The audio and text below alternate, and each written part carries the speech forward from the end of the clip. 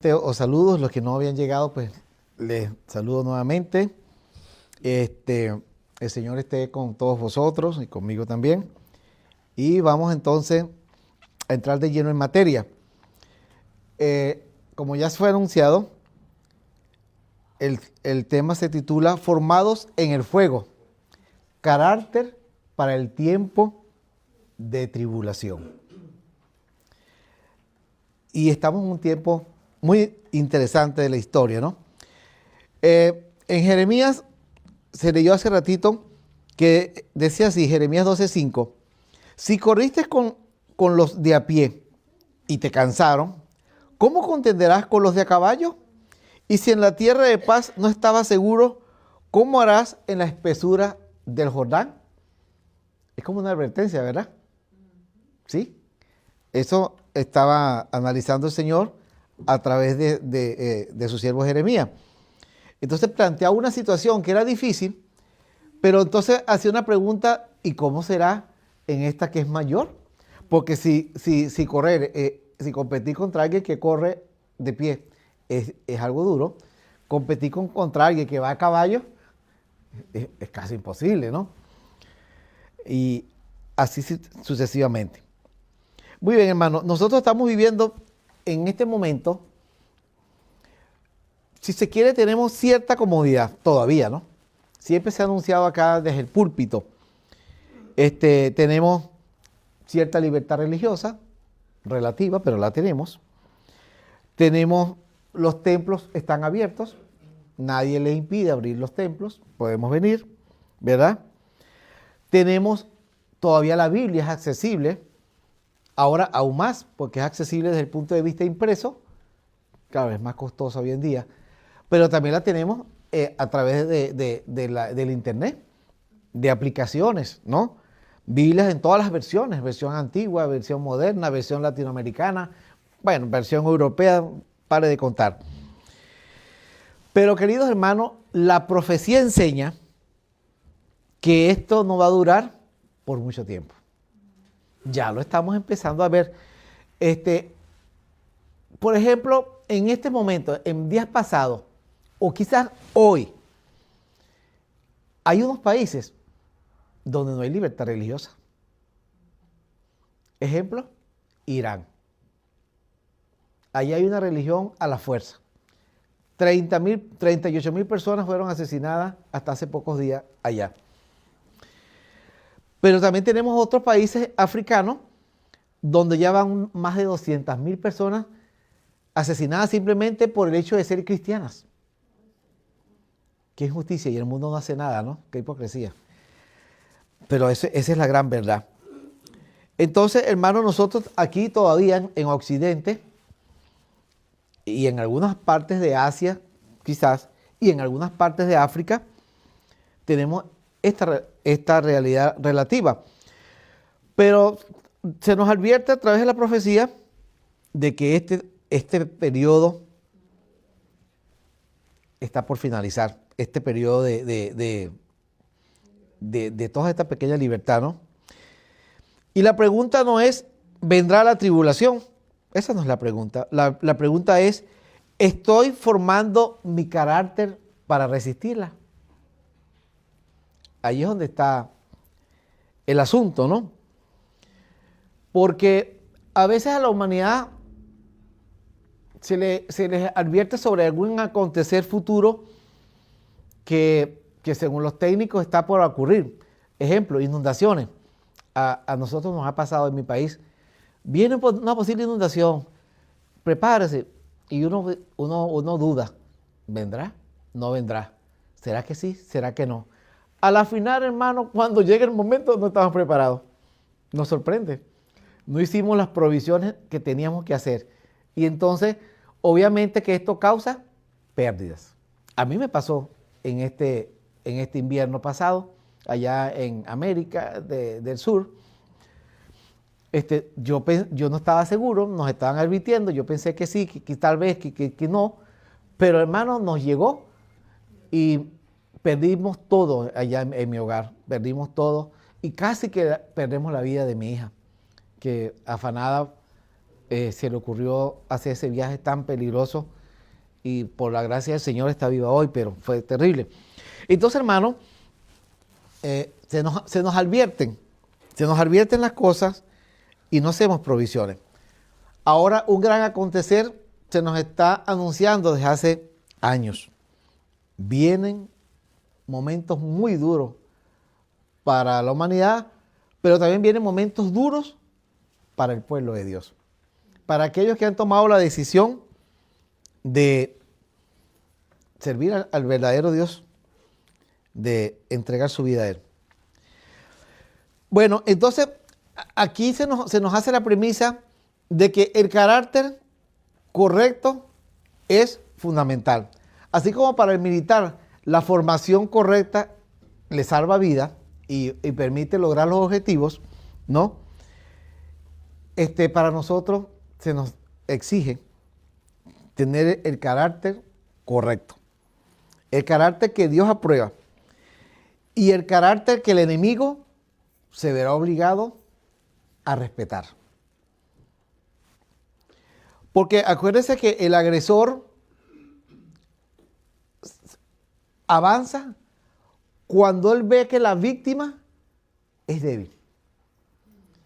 Pero cuando ve que el que él piensa agredir es fuerte, ¿qué hace el agresor? Se frena. Lo vemos en el reino animal. Se ve a cada rato, ¿no? Hay videos sobre esto. Y también en el comportamiento del ser humano también es así. Hay un viejo adagio que dice, ¿cómo es que dice? Que habla sobre el espanto, sabe a quién le sale. O sea que habla sobre Satanás, que Satanás sabe a quién asustar o a quién atacar, ¿no? Y precisamente ataca a quiénes, a los débiles. Eso es natural, ¿verdad? Ahora, ¿cómo se forma el carácter, hermano? Vamos a repasarlo una vez más, porque creo que ya lo hemos escuchado antes, ¿no? ¿Cómo se forma el carácter?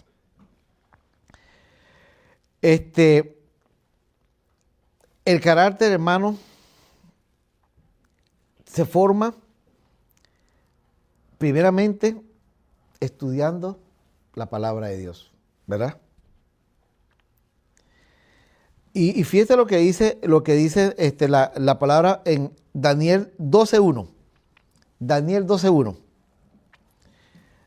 Daniel 12:1 dice de la siguiente manera: en aquel tiempo se levantará Miguel, el gran príncipe que está de parte de los hijos de tu pueblo, y será tiempo de angustia, cual nunca fue desde que hubo gente hasta entonces.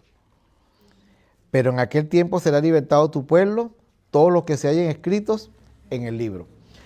Entonces, sobresale, y será tiempo de angustia, cual nunca fue desde que hubo gente hasta entonces. Esa angustia, hermano, ya la estamos empezando, la humanidad ya la está viviendo. Pero para el pueblo de Dios va a ser superior, ¿no? Va a ser más profunda porque ya será un ataque frontal que va a ser el enemigo hacia nosotros por haber tomado la decisión de servirle al Señor de señores. La humanidad ya está sintiendo, la humanidad vive muy angustiada. Está angustiada por todos lados. El pueblo hispanoamericano está siendo atacado fuertemente en diferentes naciones donde está, ¿no?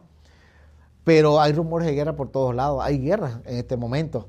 Se están planteando nuevas guerras, ¿verdad? Guerras que dicen que son necesarias para tener paz. Entonces, hay por todos los lugares, hay dolor, hay tristeza, hay pérdidas, hay muerte y también vienen enfermedades.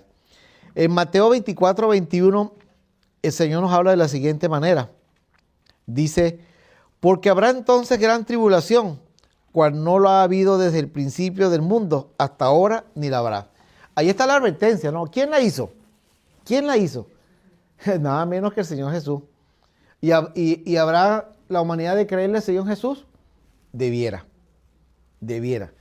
Nosotros sí tenemos que creerle al Señor Jesús. Y de hecho lo hacemos, ¿no? Pero debemos profundizar esto. En Apocalipsis 3:10 dice lo siguiente: por cuanto has guardado la palabra de mi paciencia, yo también te guardaré de la hora de la prueba que ha de venir sobre el mundo entero para probar a los que moran sobre la tierra.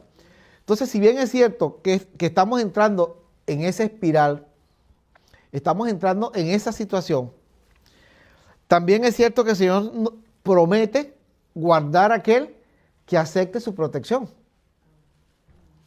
Tenemos que aceptar la protección de Dios. Porque lo que está aconteciendo y lo que vendrá va a atacar a todo ser humano, sea rico o sea pobre, sea inteligente o no lo sea. No hay forma. Es para toda la humanidad. Entonces, debemos prepararnos para ello. Dice que esta persecución, hermano, no solamente va a ser física, ¿no? En el caso del pueblo de Dios, va a haber presión económica que intentará el enemigo para derribar esos hitos sagrados que nosotros intentamos guardar, ¿no? Por ejemplo, la presión económica puede hacer a un siervo de Dios pensar en no guardar el sábado, porque tiene muchas facturas que pagar, y entonces el sábado es una oportunidad de ganar dinero. Por ahí pudiera estar la presión económica para muchos, ¿no? Pero también dice que habrá aislamiento social. Quizás aquí en Hispanoamérica no tanto, ¿no? Pero hay países donde eso es fuerte, donde el bullying social está muy presente, ¿no? Países como asiáticos, especialmente países africanos, donde inclusive matan a una persona porque piensa o viste o vive de una manera diferente, ¿no?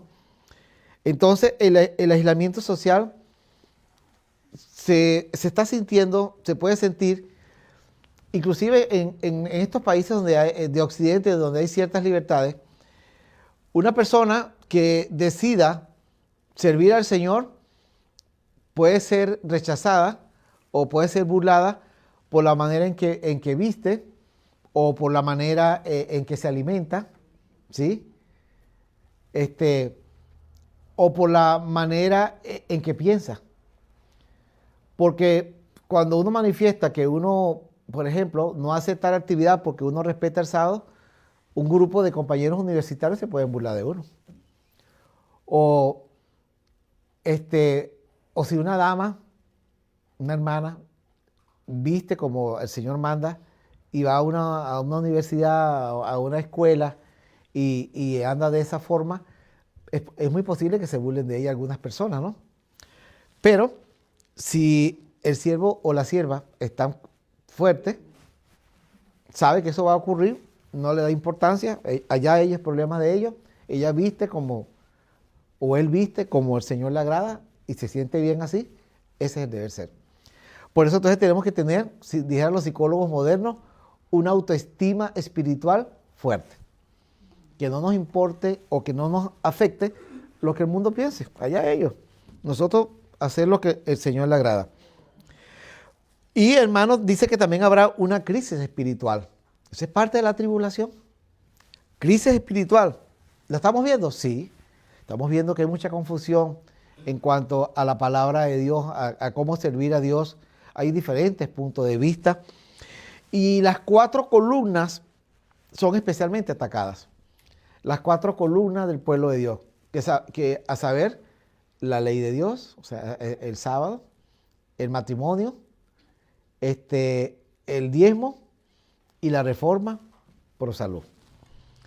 Entonces, la crisis espiritual ya se está profundizando cada día más. En la gente que no conoce a Dios, estamos viendo cómo se están perdiendo los valores ancestrales, los valores que la sociedad cultivaba, se están perdiendo de una manera progresiva, inclusive acá en Hispanoamérica, que es una de las zonas que más conservadora era, ¿no? Ya eso se está viendo que se está derrumbando de una manera progresiva. Y entonces dice que ya al final de esta crisis vendrá un decreto de muerte. ¿Para quiénes? Para aquellos que decidan no guardar el día que ellos pronto van a imponer y que ya sabemos, porque lo están comentando, la administración actual lo ha dicho, que es necesario aquí, pero también se ha comentado en Europa. También algunos administradores de Roma, o papas, como le llaman ellos, lo han comentado. Juan Pablo II, el gran político, el gran diplomático, lo dijo, ¿no? Todos los que han venido después de él, inclusive que está, que por cierto es de sangre hispana y norteamericana, también lo ha dicho, que es necesario guardar el domingo por beneficio de la humanidad, ¿no? Hasta ahora lo han comentado, pero sabemos que viene desde el punto de vista formal, a través de una ley. Y sabemos por profecía que esa ley ya ha sido redactada, está redactada, pero se va a implementar desde esta nación. Sabemos que va a ser así y que esos días se están acercando mucho, ¿no? Entonces, para nosotros esto será una prueba de lealtad. Todos estos ataques hacia la religión verdadera, hacia la observancia verdadera de la ley del Señor, de los requerimientos del Señor, va a ser una prueba de lealtad. Por eso esa palabra es tan importante en nuestro medio, lealtad. Muy importante. Entonces, y las pruebas, hermanos, son necesarias. Son necesarias para saber si realmente sirve o no sirve. Cualquier cosa que se pruebe, ¿no? Por ejemplo, los puentes. Los puentes cuando se construyen. Los ingenieros, para probar ese puente, mandan a que pase por encima de él un vehículo con aquellas medidas de peso límite, ¿no? Si, por ejemplo, el puente está diseñado para que pasen sobre él 70 toneladas, entonces mandan que pase un tráiler cargado y que él pese 70 toneladas.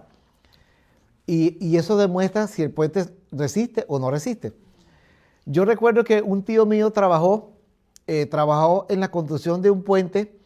En esa época había un dictador en Venezuela, el dictador Marcos Pérez Jiménez, el general Marcos Pérez Jiménez. Y era un hombre muy estricto, Marcos Pérez Jiménez, un excelente dictador, salvo por lo que mataba gente, ¿no? Pero por lo demás era excelente administrador, excelente economista, excelente ingeniero. Y entonces hubo un puente que lo terminaron, llegó el presidente a inaugurarlo el día acordado y los contratistas, algo pasó que no estaba totalmente listo. El puente sí, pero el asfaltado, todo aquello, y lo hicieron la noche anterior. Y llegó el presidente en la mañana, allí con su alto mando, y estaba el contratista y los ingenieros, y entonces el presidente dijo, esta carretera dijo él, dio a entender que se la habían hecho afanadamente, ¿no? Porque sentía el olor de que el asfalto era y se dio cuenta. Entonces dijo, quiero que me prueben el puente delante de mí. ¿Dónde están los ingenieros que hicieron el puente? Entonces el contratista se los presentó, presidente, aquí está, el ingeniero los tres ingenieros. Ok. Ingeniero, dígame una cosa, ¿el puente quedó bien hecho? Claro, presidente, claro que sí. ¿Me lo asegura? Sí, presidente, ok. Se me meten debajo del puente. Por supuesto, era en época de verano, ¿no? Porque en Venezuela allá se construye en época de verano. Entonces le dijo, se me meten debajo del puente y pásemele un camión de las toneladas que dice allí. Y mi tío trabajó y él estaba allí y mi tío se quedó. Y sí, se metieron los ingenieros debajo del puente, algo nervioso, y entonces pasaron los camiones por encima del puente. Y pasaron los camiones, dijo él que se regresaran, y los camiones volvieron a pasar, y dijo, vuelvan a pasar, y pasaron como 5 veces. Y el presidente observando. Y entonces, y el contratista, pues, oye, al lado del presidente se tragaba rogándole a Dios que todo saliera bien. Y fíjate que sí, qué éxito. hace más de 40 años, hace casi 60 años de esto, y el puente está allá. Yo he pasado por encima de ese puente. He pasado varias veces por encima de ese puente. Sí, es en la zona andina, ya al lado de Colombia, en Cúcuta. Entonces, por eso, hermano, entonces las pruebas, ¿son necesarias las pruebas? Son necesarias, hermano, porque demuestran la fortaleza del material. En este caso nosotros, entonces, ¿son necesarias las pruebas para nosotros? Sí, hermano, porque demuestra de que estamos hechos y demuestra si somos capaces o no somos capaces de soportar la carga, ¿no? Entonces, vamos a analizar ahora precisamente eso, el propósito divino de la tribulación. ¿Cuál será entonces el propósito divino de la tribulación? Purificar ¿qué? El carácter. Nuestra alma, pero nuestra alma se manifiesta en nuestro carácter. Entonces nuestro carácter tiene que ser purificado. Y cuando algo tiene que ser purificado, ¿por qué se purifica? Se purifica porque tiene cosas que no deben estar allí, tiene aspereza, ¿no? Tiene sustancias que no deben estar allí. Y hay que sacarlas.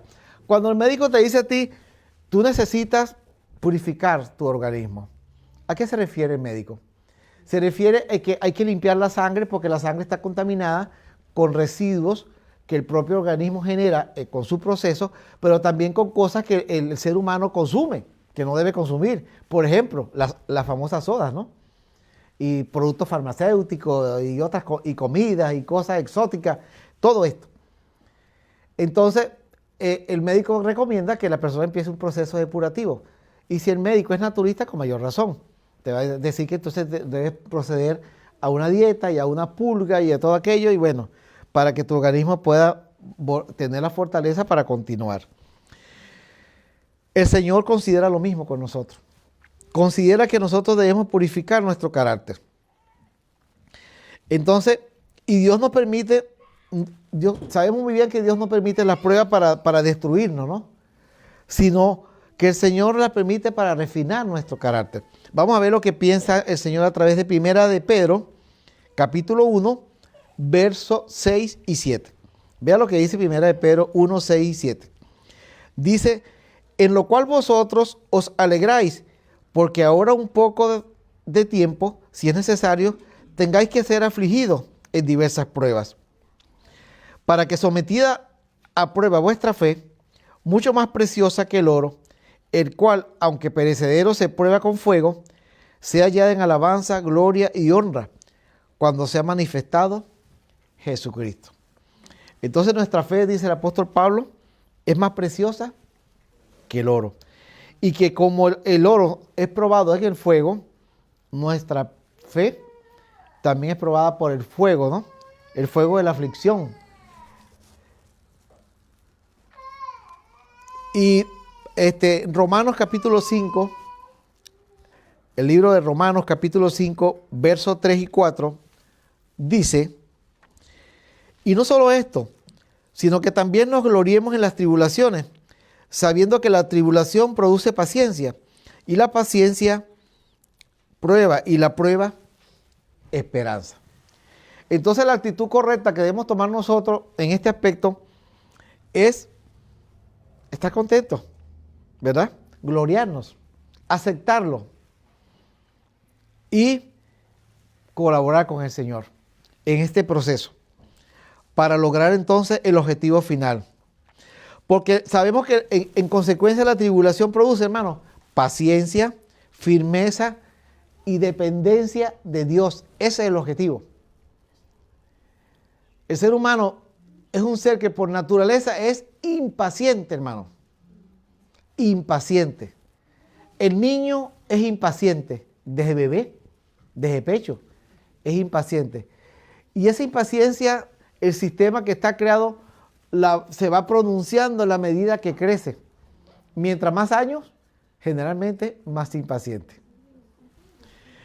Pero no es esa la voluntad del Señor.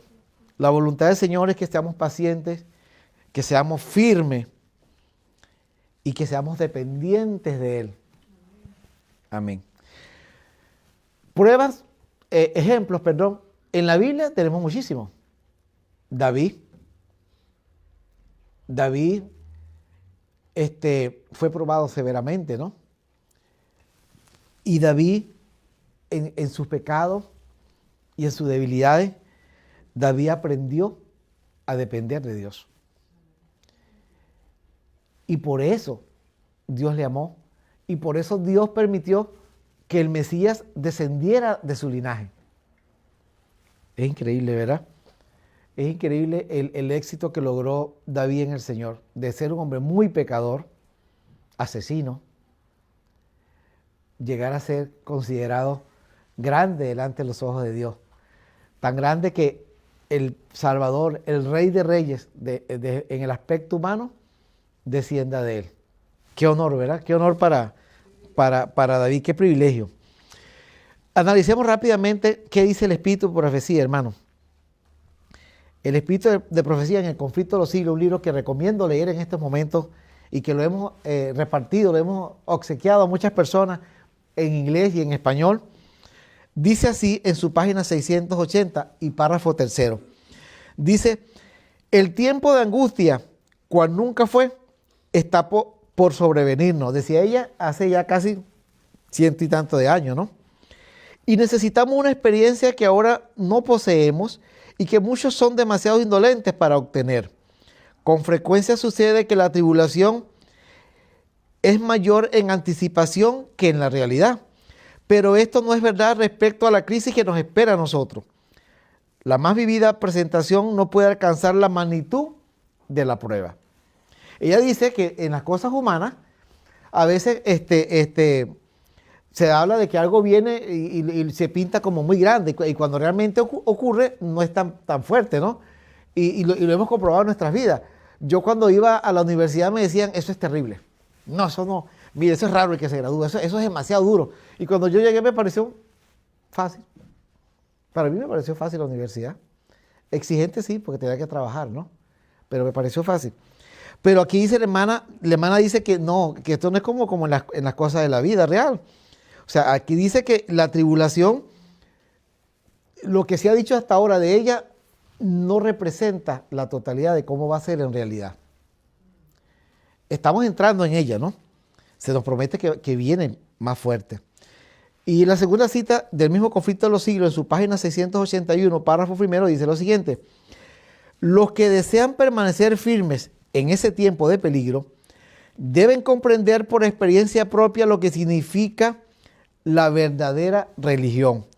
Deben poseer una fe que resista el cansancio, la demora y el hambre.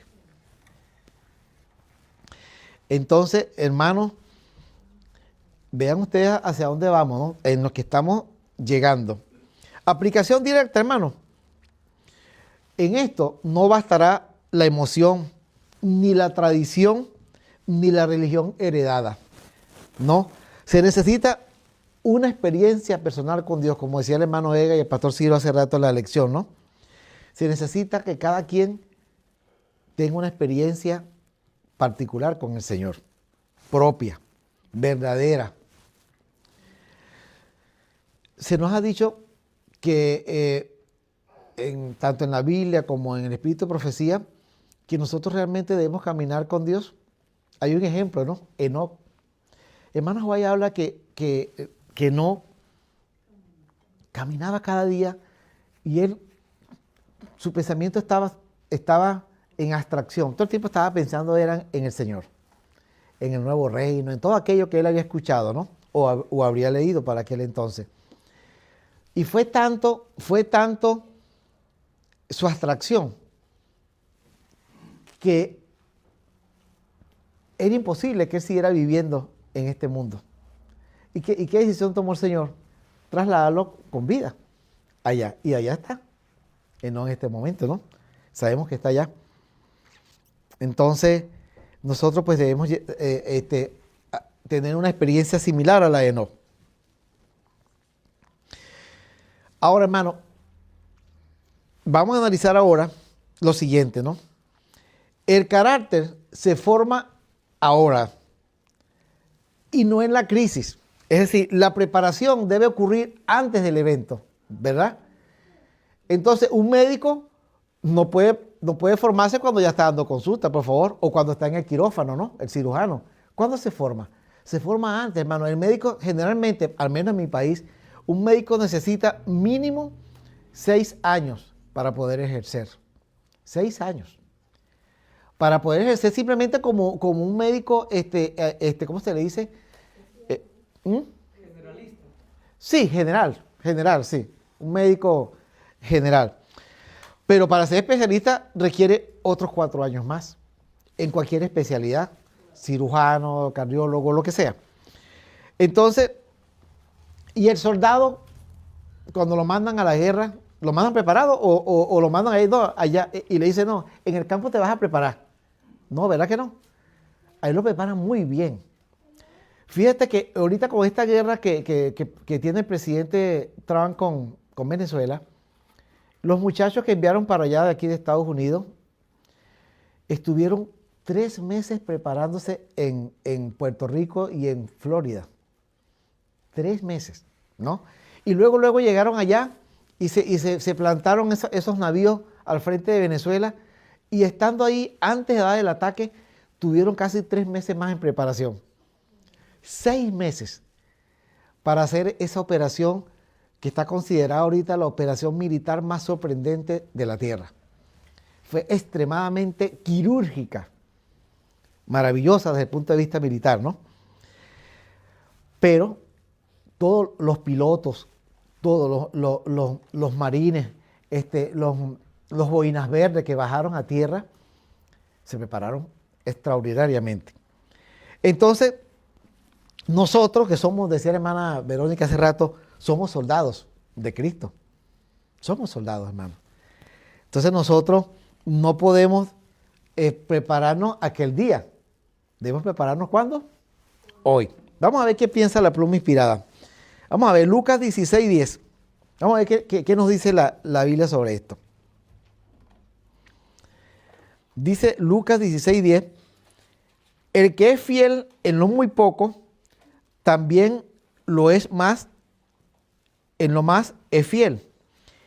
Y el que en lo muy poco es injusto, también en lo más es injusto.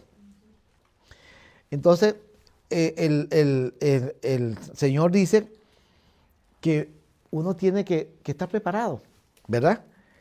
Dice que si uno es fiel en las pocas exigencias, tiene que llegar a ser fiel en las cosas más fuertes, de mayor exigencia, ¿sí? Vamos a tener esta pequeña ilustración que se me ocurrió, ¿no? Veamos, creo que el apóstol Pablo la usó. El apóstol Pablo analizaba esto con las Olimpiadas. Sabemos que las Olimpiadas que hoy se practican nacieron allá, en Atenas, donde Pablo se la pasaba, ¿no? Las Olimpiadas nacieron allá. Creo que es en honor a un dios Olimpo, ¿no? Creo, un dios, algo así, sí. Entonces, el apóstol él decía que los atletas de aquel entonces, que él conocía, pasaban años preparándose para esas Olimpiadas, para obtener una corona que decía él que era ¿qué? Una corona. Corruptible. Exacto. Corruptible, perecedera, momentánea. Y él decía entonces que si estos hombres que practicaban en aquel entonces el deporte lo hacían así, es decir que con mayor razón nosotros tenemos que prepararnos con mayor profundidad porque la corona de nosotros no es incorruptible, ni es momentánea, es una corona eterna, una corona que es perecedera, o sea, que es imperecedera, ¿no? Entonces, las pruebas pequeñas preparan para las pruebas grandes, ¿no? Entonces, el sábado pequeño prepara para el sábado final. Lo que hoy hacemos, hermanos, lo que nosotros estamos haciendo hoy, debemos profundizarlo, cada día hacerlo mejor, para que llegado el momento podamos estar firmes. Porque lo que le viene a la humanidad no es cosa fácil. Tanto del punto de vista espiritual como lo que el enemigo va a intentar hacer en lo material, ¿no? Pero si bien es cierto, yo no sé cuántos de ustedes que están aquí presentes hoy o los que me están escuchando en las redes sociales, yo no sé quiénes de ustedes han sentido la muerte encima, que le ha llegado el pensamiento de que voy a morir en este instante. A mí me ha pasado varias veces, hermano. Una vez que unos ladrones me interceptaron saliendo a trabajar, me apuntaron y el jefe decía que me iba a matar. Y yo miraba que me apuntaba con un 38 cañón corto y ese se eliminan los proyectiles. Yo sabía que estaba cargado, sabía que no estaba tomando el pelo. Y el individuo andaba sumamente drogado, porque era un amanecer. Y yo dije, voy a morir.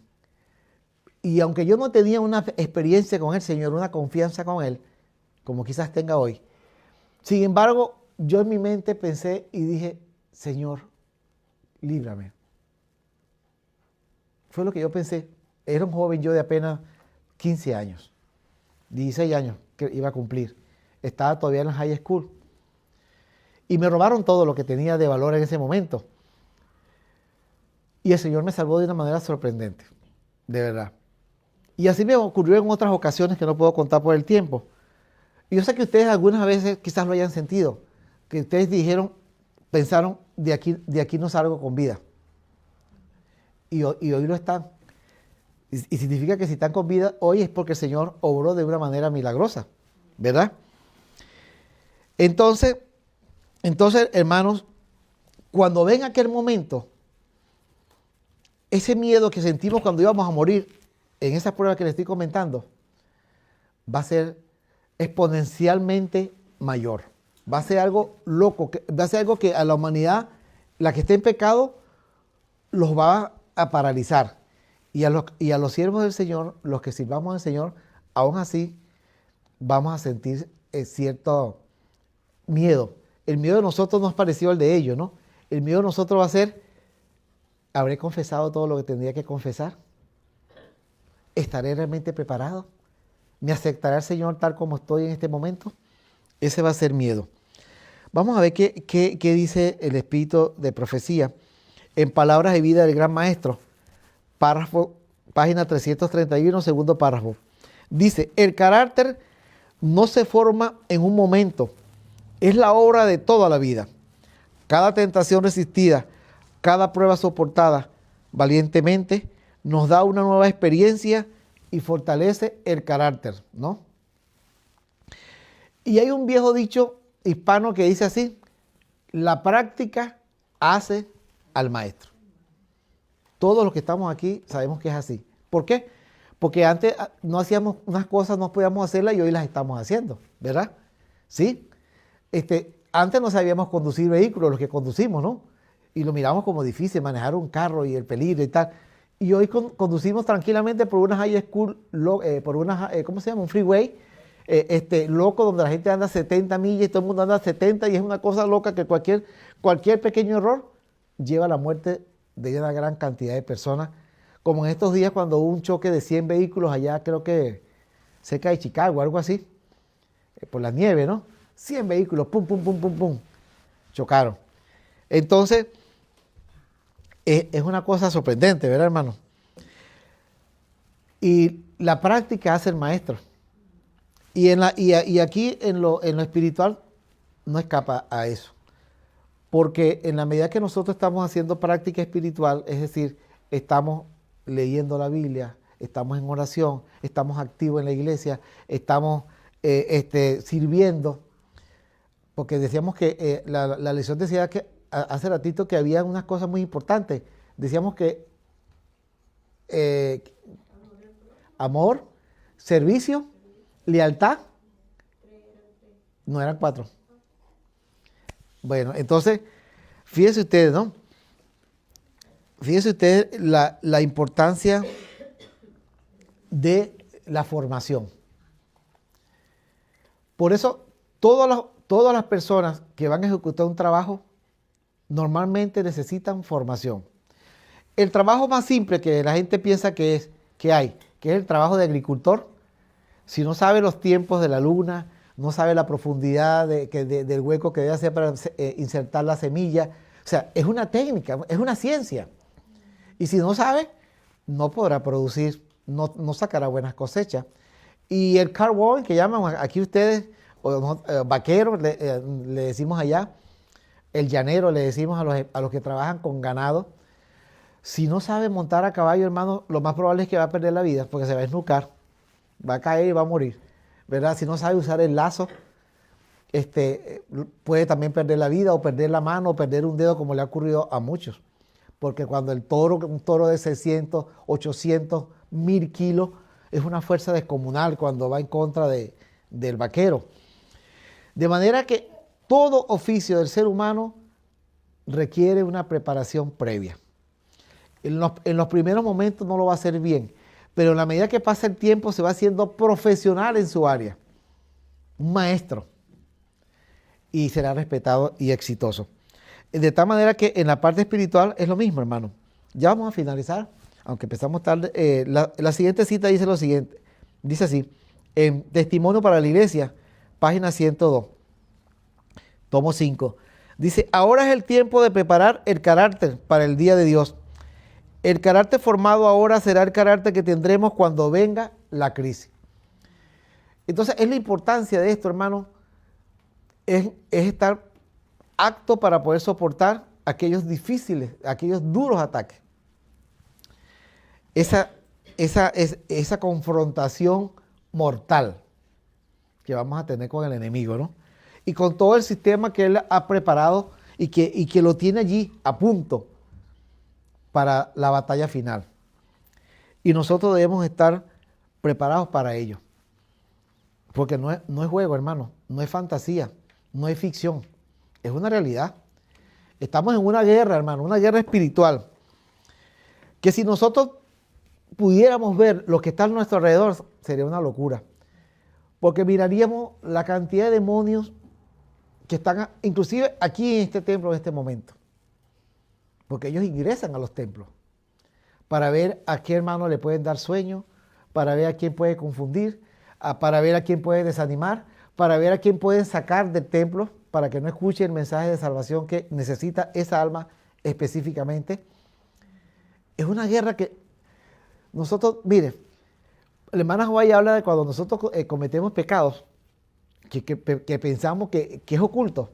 Dice ella que oculto nada. Ese pecado está siendo observado por una constelación de seres.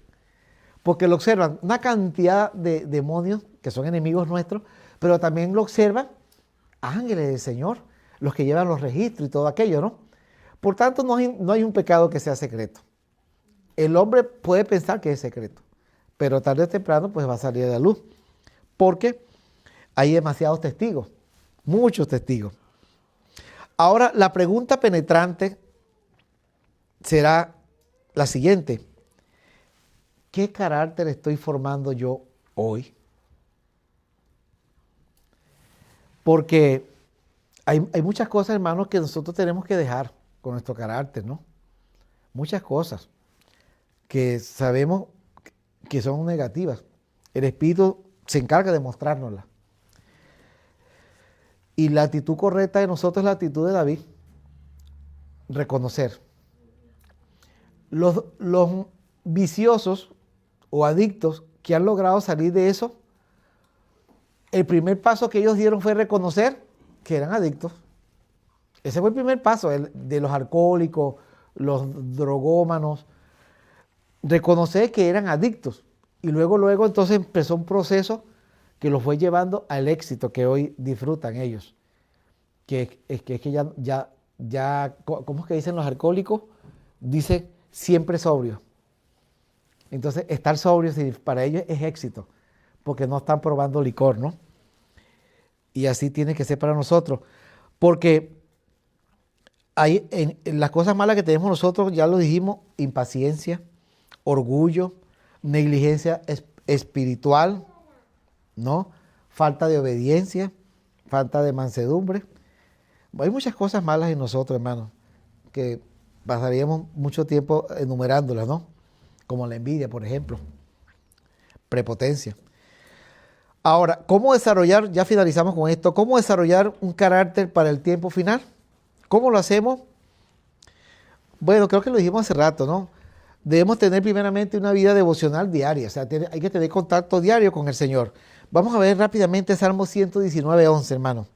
Salmo 119:11. Decía el siervo allí, en mi corazón he guardado tus dichos para no pecar contra ti. Qué bonito, qué interesante, ¿no? En mi corazón he guardado tus dichos. ¿Y cómo los pudo guardar si antes no los había leído o escuchado? A alguien, o sea, él prestó su oído para escuchar o puso su vista para leer. Pero decía David, en mi corazón los he guardado para no pecar contra ti. Entonces, la segunda cosa que debemos hacer siempre es una oración perseverante, hermano. Lucas 18:1 nos lo dice así, que es la parábola, ahí está la parábola de la viuda, hermano, y el juez injusto, ¿no? En esa parábola, no la leemos por falta de tiempo, pero sabemos que había una mujer que requería justicia. Y iba al juez y el juez nunca le prestaba atención. Hasta que un día, vea lo que dice acá 18:1, también le refirió Jesús una parábola sobre la necesidad de orar siempre y no desmayar. Aquí esta mujer molestó tanto al juez que un día dijo, voy a resolver el caso de esta mujer para quitármela de encima porque no la soporto ya. Entonces el juez tomó la decisión que debía haber tomado, la correcta, y le hizo justicia. Y la mujer pues tuvo paz. Entonces nosotros debemos ser perseverantes, ¿no? Ser perseverantes con el Señor. Él sí desea escucharnos, pero nosotros debemos insistirle para que Él vea nuestro deseo, nuestra intención, y entonces nos responda conforme a nuestro pedimento, ¿no? Pero por otra parte nos decía uno de sus siervos en la Biblia que no sabemos pedir y que debemos entonces aprender a pedir. Al Señor en oración hay que pedirle cosas apropiadas, ¿no? Y cosas que nos ayuden a lograr el objetivo final. ¿Cuál es el objetivo final de nosotros, hermano? Ser salvos, obtener la corona de vida, obtener la verdadera ciudadanía, no estas de aquí, estos países, no, verdadera ciudadanía.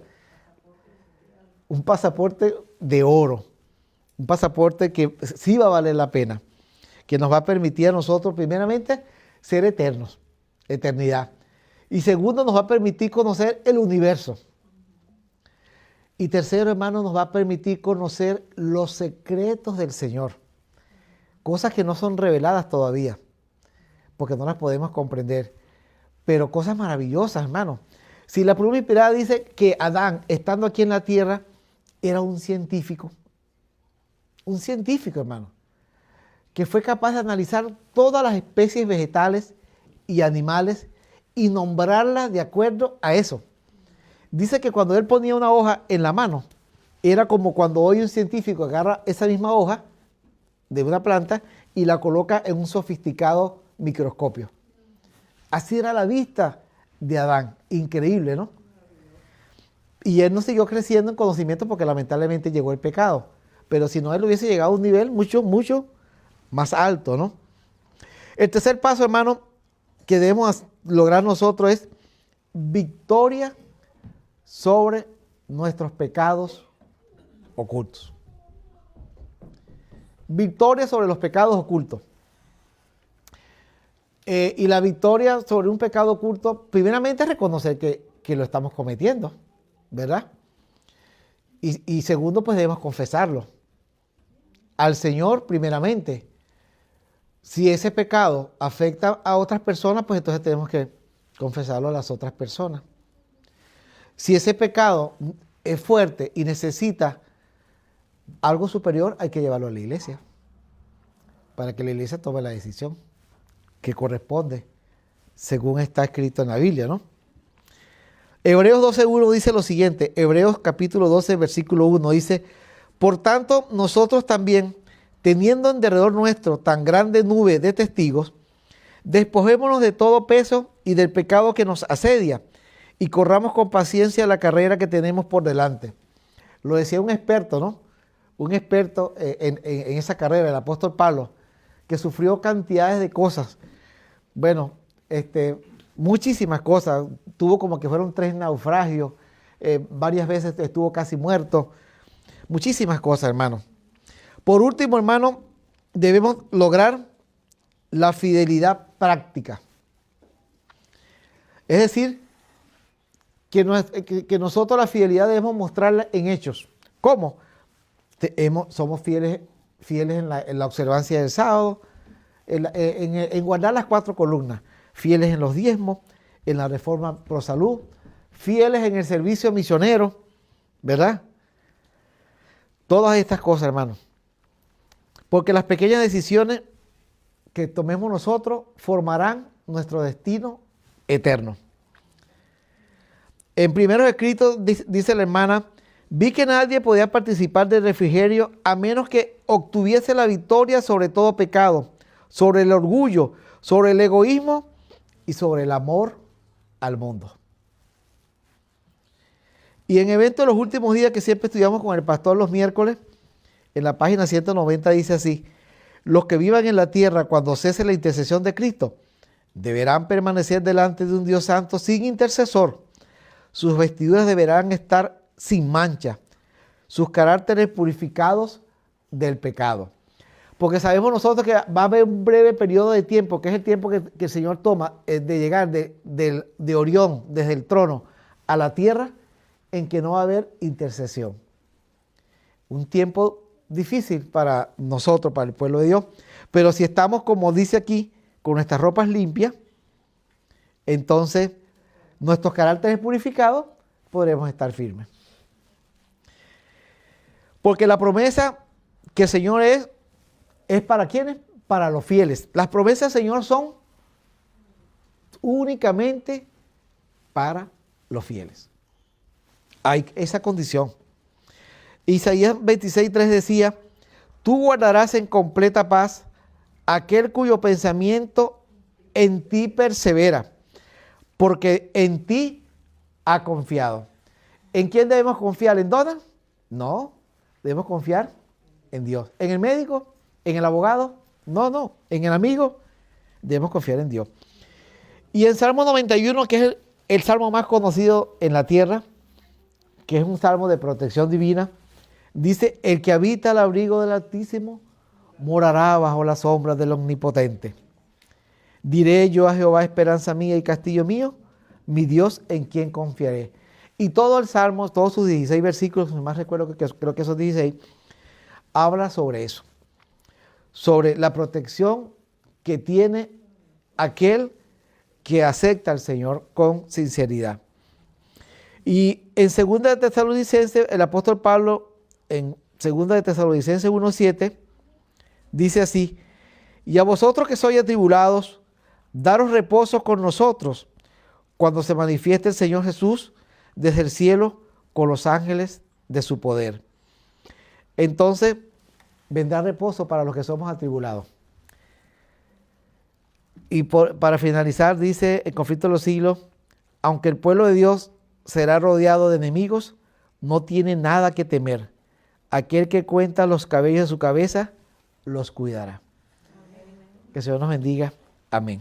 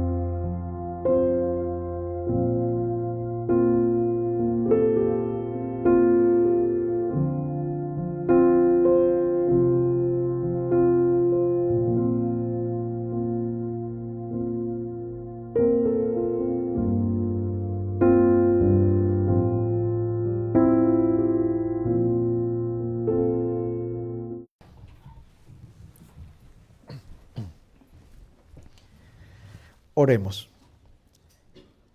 Padre Celestial, gracias te damos, Señor, por esta oportunidad que nos has dado de escuchar tu palabra. Y te pedimos, Señor, encarecidamente, que transforme nuestros corazones y que nos permitas prepararnos cada día más para estar listos, Señor, en estas tribulaciones futuras.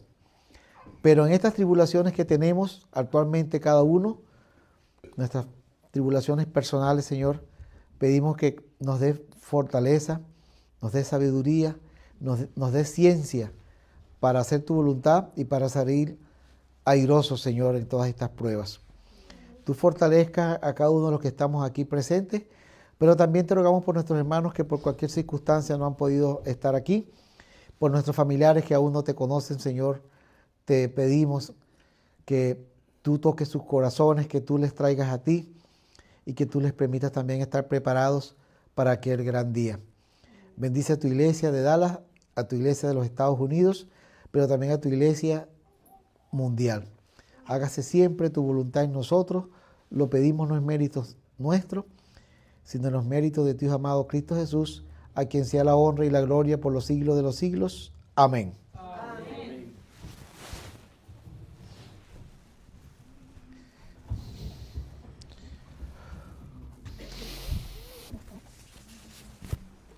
Vamos al himnario, en el himnario, el himno número 279.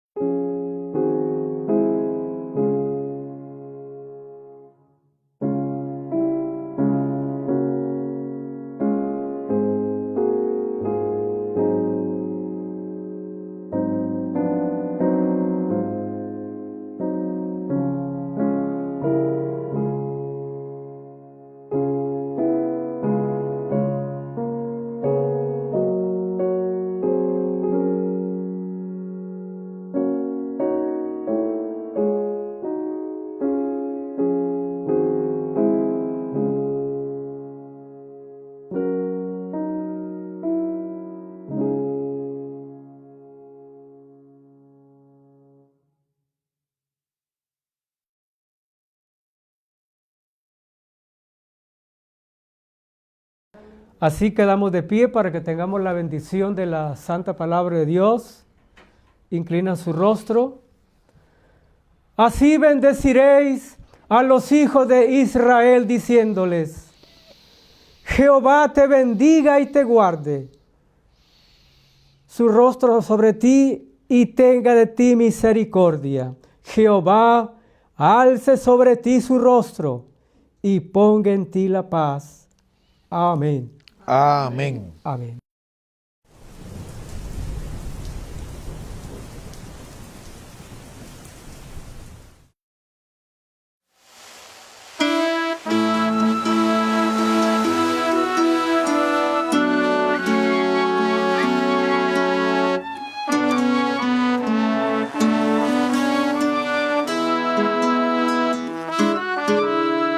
Señor, tú eres mi refugio y yo sin ti no puedo navegar.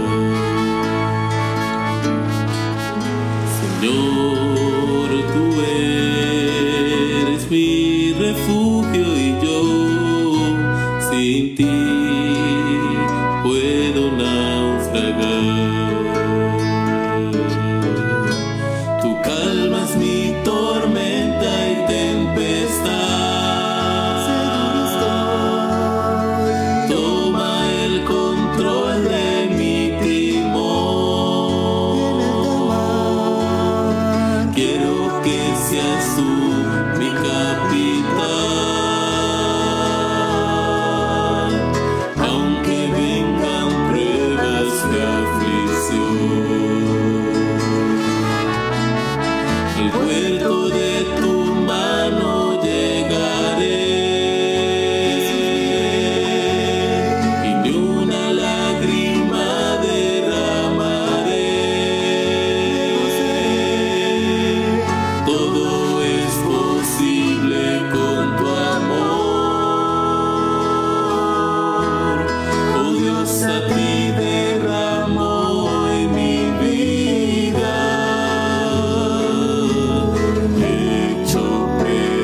brazos estoy yo.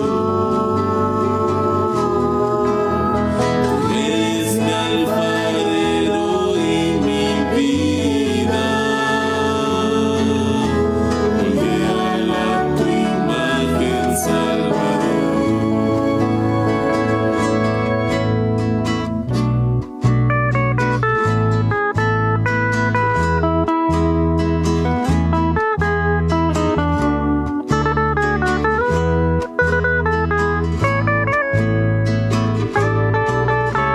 Al puerto de tu mano llegaré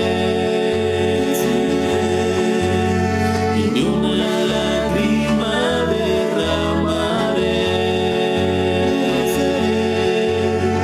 Todo es posible con tu amor.